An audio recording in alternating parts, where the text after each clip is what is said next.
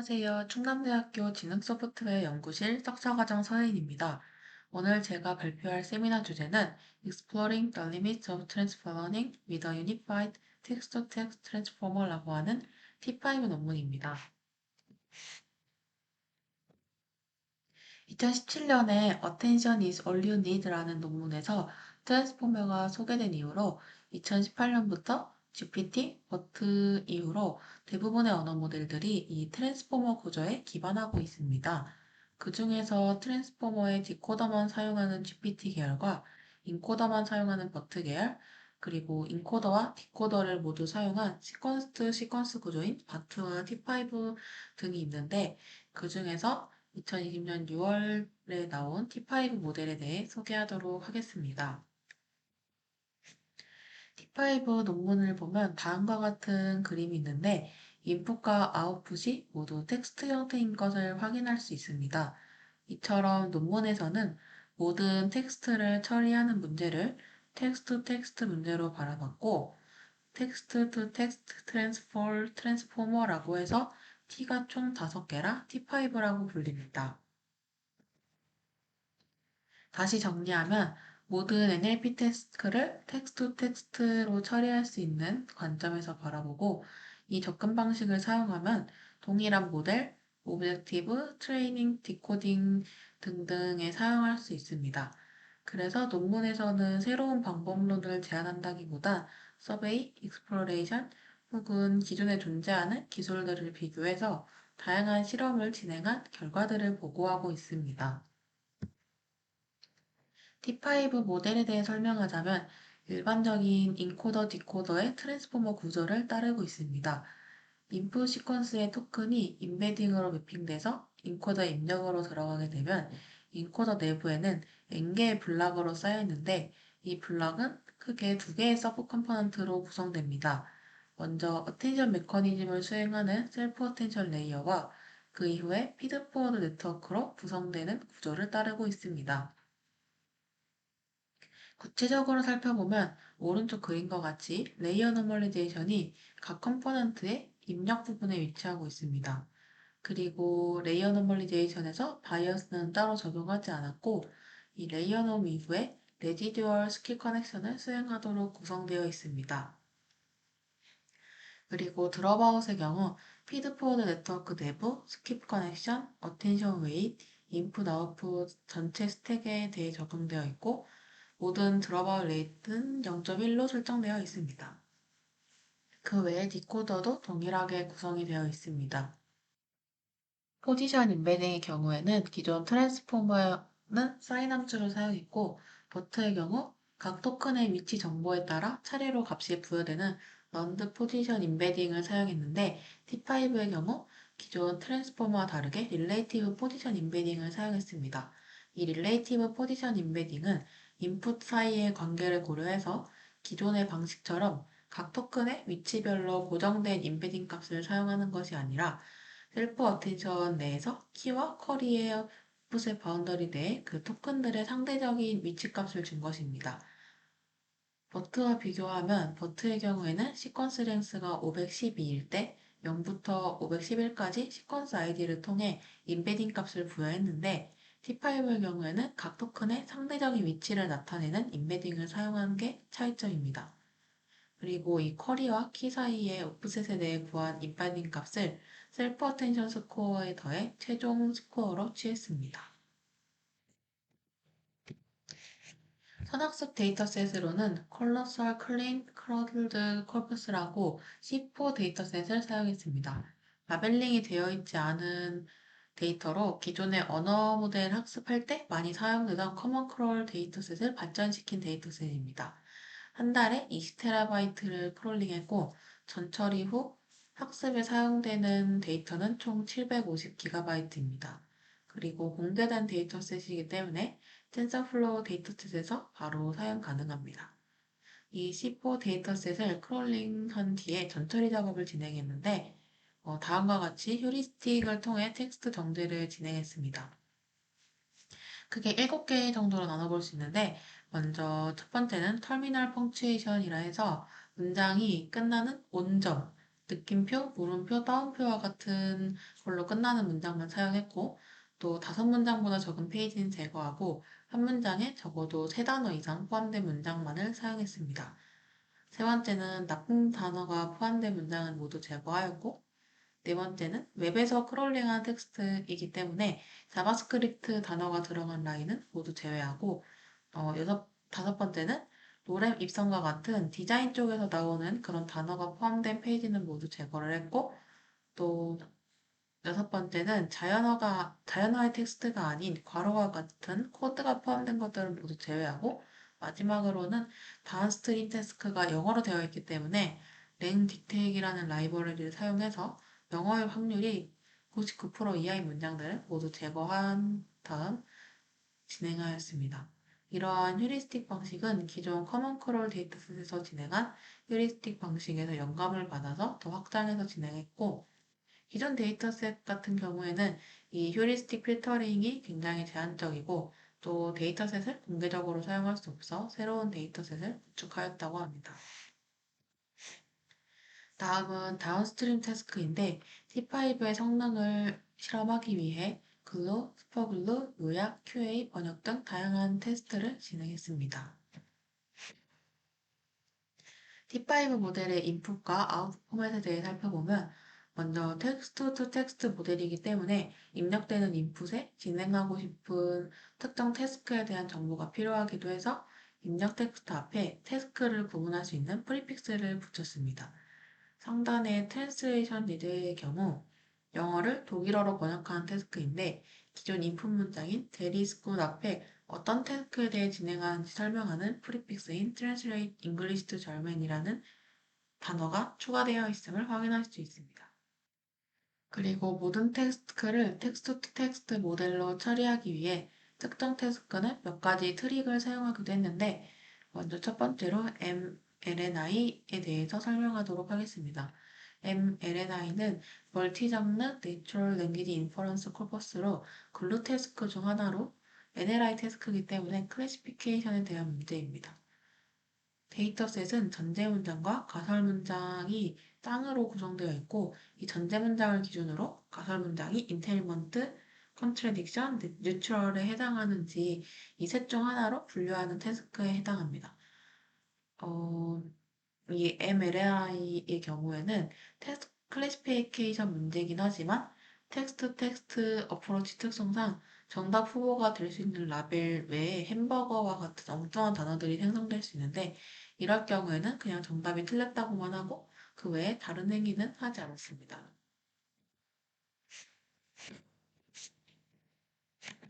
두 번째는 STSB 데이터셋인데 Semantic Textual Similarity Benchmark라고 해서 두 문장 쌍간의 유사도를 1에서 5점 사이의 스코어로 리그레션하는 문제에 해당합니다.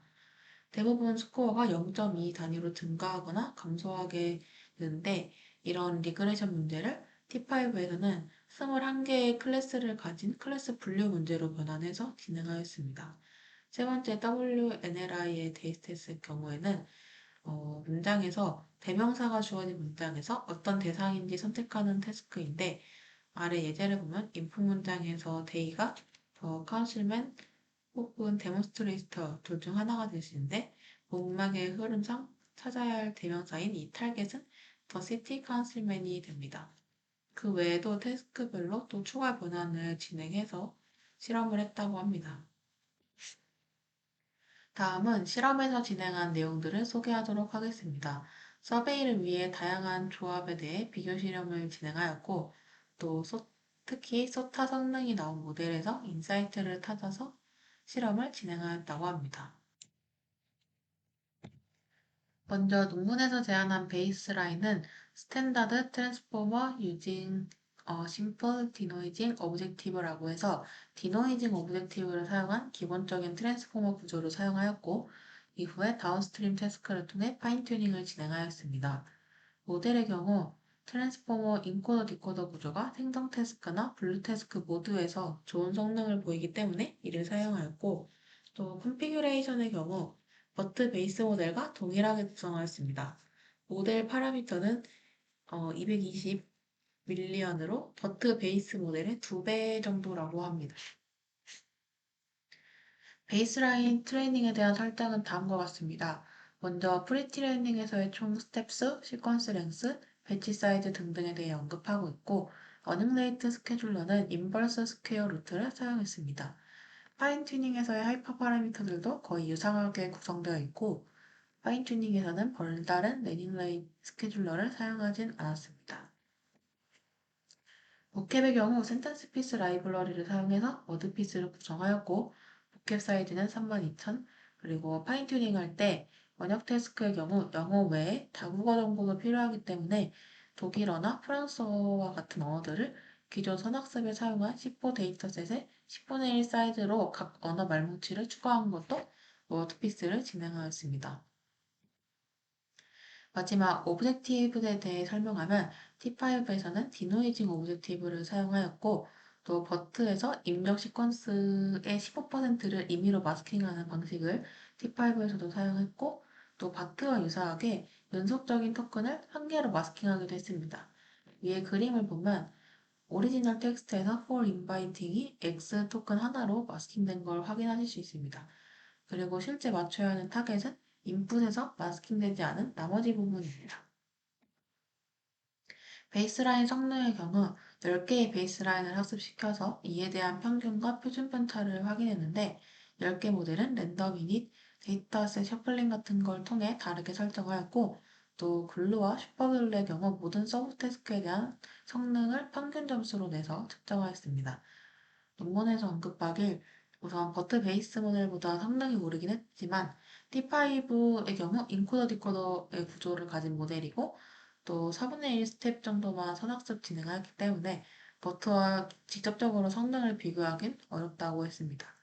그리고 프리트레이닝 하는 것이 성능 향상에 도움이 된다라고 언급하고 있고 전체 성능에 대한 리포트는 논문의 마지막 페이지인 테이블 16에 나와 있습니다. 다음으론 아키텍처에 대한 실험 결과에 대해 설명하자면 다양한 트랜스포머 아키텍처들에 대해 비교 실험을 진행하였는데 먼저 첫 번째는 모델 구조입니다.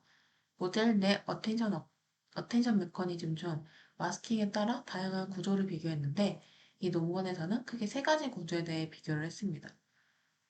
자세한 설명은 뒷페이지에서 이어하도록 하겠습니다. 가장 왼쪽의 플리 비지블은 트랜스포머 인코더에서 사용되는 방식입니다.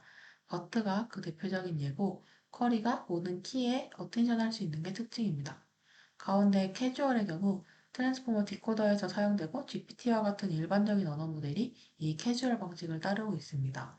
쿼리가 현재 시점 포함해서 이전 시점의 키에만 어텐션 할 수 있고 자신보다 미래 시점에 있는 단어는 볼 수 없습니다.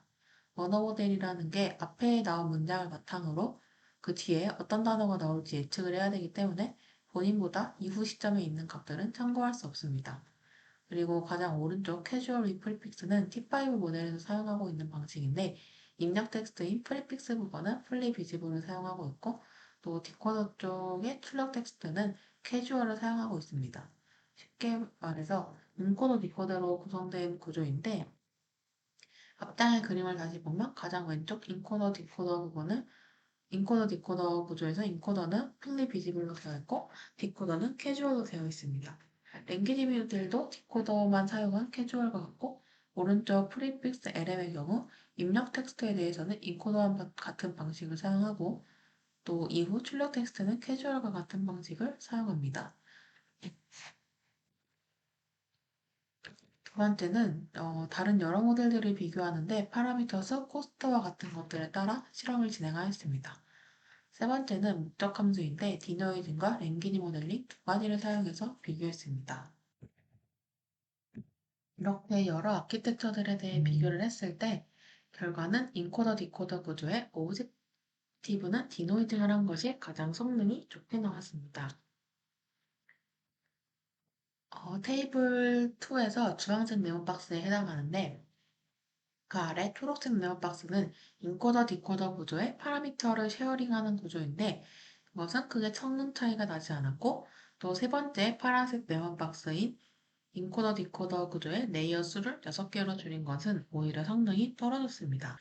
그리고 오브젝티브를 디노이징과 랭귀지 모델링 중에서는 디노이징이 더 높은 성능을 보입니다. 그 다음 실험으로는 오브젝티브에 대해 진행하였습니다. 우선 오브젝티브의 종류가 굉장히 많고 또 오브젝티브별로 실험해야 할 파라미터 수가 너무 많기 때문에 실질적으로 모든 케이스를 실험하는 것은 불가능하고 그리디 참석처럼 중요 요소부터 시작해서 가장 성능이 좋게 나오는 설정의 하위 설정들을 테스트했는데 크게 7가지 오브젝티브로 실험을 진행하였고 많이 사용되는 것 위주로 가져왔다고 합니다. 모든 목적 함수들은 이 T5의 텍스트 형태에 맞게 변환해서 사용했고, 간단하게 설명하자면, 프리픽스 랭귀지 모델링은 인풋에 문장 앞부분을 넣으면 타겟에서는 나머지 뒷부분을 예측하고, 버트 스타일은 버트에서 사용한 목적 함수와 동일합니다. 15%는 토큰 마스킹, 그리고 90%는 랜덤 토큰으로 대체하는 방식 그대로 사용했고, 디셔플링은 문장을 섞은 다음 원래 문장을 예측하는 태스크로 그리고 매스 스타일은 마스라는 언어 모델이 있는데 거기서 버트의 목적 함수 중 90%를 랜덤 토큰으로 교체하는 방법만 제외한 마스킹 하는 것만 갖고 왔습니다. 밑에 세 개는 이 논문에서 제안한 오브젝티브들인데 다섯 번째는 임의의 토큰을 마스킹하고 실제 타겟에선 그걸 제외한 부분을 맞추는 작업. 여섯 번째는 마스킹이 어디인지 알려주지 않아도 드롭된 토큰들을 예측하는 방법. 일곱 번째 랜덤 스펜스는 스팬 길이가 1이 아니라 더 긴 스팬도 하나로 마스킹하고 타겟에서 그걸 제외한 부분을 맞추는 작업. 총 이렇게 7가지 실험을 진행하였는데 결과는 다음과 같습니다. 전체 실험 과정을 요약한 그림은 상단에 있는 다이어그램 것 같고 하이 레벨 어프로치에서 먼저 프리픽스 랭귀지 모델링, 버터 스타일, 디셔플링 이렇게 세 가지 오브젝티브에 대해 실험했을 땐 버터 스타일이 가장 성능이 좋았고 또 디셔플링은 오히려 성능을 떨어뜨렸습니다. 그 다음은 버터 스타일의 방법이 가장 성능이 좋다고 가정하고 디테일한 하위 요소들에 대해 실험을 진행했는데 그림에서는 노란색 커럽션 스트래테지에 해당하고 또 버터 스타일의 오브젝티브를 사용한 대표 방법들인 마스 스타일, 리플레이스 커럽티드 스펜스, 드롭 커럽티드 토큰스에 대해 실험을 진행하였습니다. 그 결과로는 리플레이스 커럽티드 스펜스가 가장 성능이 좋게 나왔고 이게 베이스 모델에 적용한 오브젝티브 펑션과 동일합니다. 리플레이스 스펜스가 가장 성능이 좋았기 때문에 이걸 기준으로 다시 커럽션 레이트에 대해서도 실험을 진행하였는데 커럽션 레이트 변화에 따른 성능은 기존 버트와 동일하게 15%가 가장 성능이 좋았습니다. 마지막 커럽션 스팬 랭스 변화에 따른 성능을 확인했을 땐 기존에 하나의 스팬만 마스킹하는 방식이 가장 좋았으나 다른 마스킹 방법들도 크게 나쁘지 않았기 때문에 파인튜닝 태스크에 따라 조절 가능하다는 결과를 내놓았습니다. 다음은 선학습에 사용한 데이터셋에 따라서도 성능을 비교해봤는데 언라벨드 데이터셋 종류와 뒤에서는 데이터셋 사이즈에 따라 실험을 진행했습니다. 우선 데이터셋은 총 6개로 분류했는데 실제 선학습에 사용한 C4 데이터셋으로 앞에 설명했던 휴리스틱 필터링을 적용한 데이터셋입니다. 두 번째, unfiltered C4의 경우 랭 딕데이를 통해 영어 데이터만 추출하고 또 휴리스틱 필터링은 없는 상태를 의미합니다. 리얼뉴스의 경우에는 리얼뉴스 데이터셋에 대해 C4와 같이 데이터 정제 작업을 거쳤고 또 웹텍스트의 경우에는 사용자들이 레딧과 같은 웹페이지 컨텐츠에서 퀄리티에 따라 1에서 3점까지 스코어를 부여하게 되는데 그 스코어 중 높은 스코어의 URL과 겹치는 페이지만 남겨 데이터를 구축했습니다.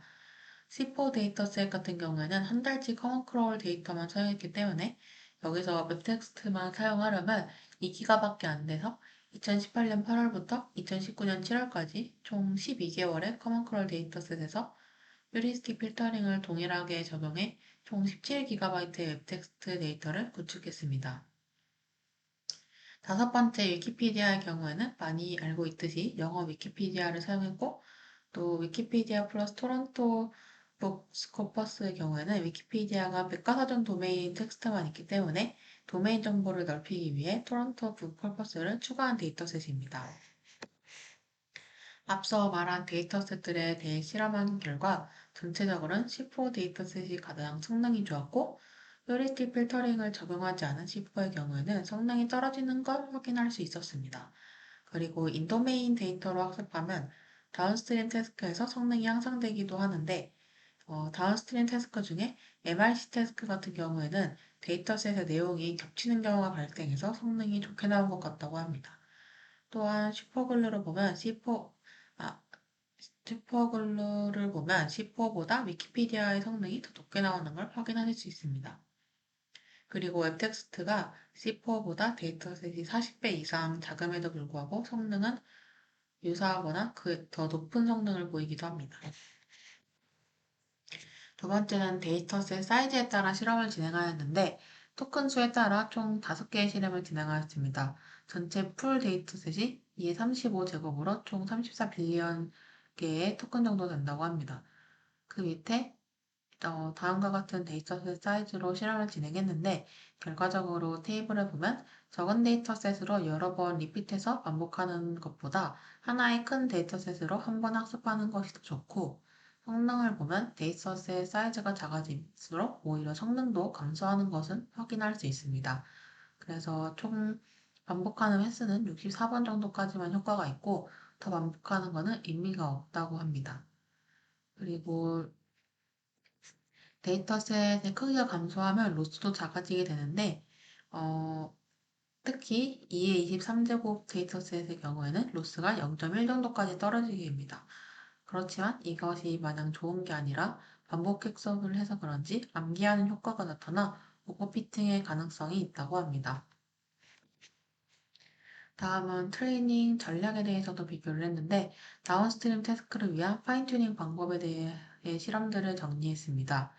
일단 모델의 파라미터를 모두 파인튜닝 하는 것이 마냥 좋지만은 않고 텍스트 클래시피케이션의 경우에는 선학습한 모델은 고정하고 뒤에 클래시파이어 레이어만 학습하는 형태를 선호하게 되는데 이런 것들은 이제 인코더 디코더 모델엔 조금 적용하기 어려워서 다른 대안으로 두 가지 방법을 제안했습니다.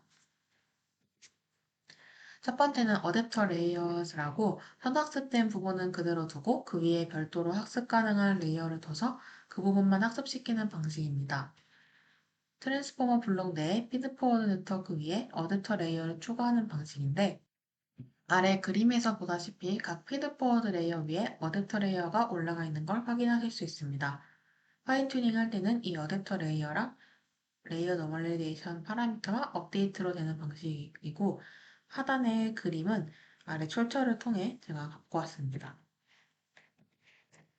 다음으로 두 번째로 제안한 방식은 그래주얼 언프리징인데 이것은 모든 레이어를 파인튜닝 하는 것이 아니라 마지막 레이어부터 파인튜닝해서 탑부터 바텀까지 천천히 학습되는 방식입니다. 그리고 최종적으로는 가장 아래의 레이어가 가장 늦게 언프리징 된다고 생각하시면 됩니다. 이 앞서 설명한 두 개의 방식들에 대해서 실험을 진행했고, 어댑터 레이어스에서의 D는 피드포워드 내의 차원을 의미하게 됩니다. 결과적으로는 모든 파라미터를 프리징하지 않고 학습시켰을 때가 가장 높은 성능이 나왔고, 또 다운스트림 태스크 같은 경우에는 적은 리소스만 있어도 되기 때문에 굳이 뒷값이 크지 않아도 됐는데, 글루와 슈퍼글루의 경우에는 내부 태스크가 많은데 이것을 하나의 큰 태스크로 간주하고 학습을 진행했기 때문에 상대적으로 리소스가 많이 필요해 큰 뒷값이 필요했다고 합니다.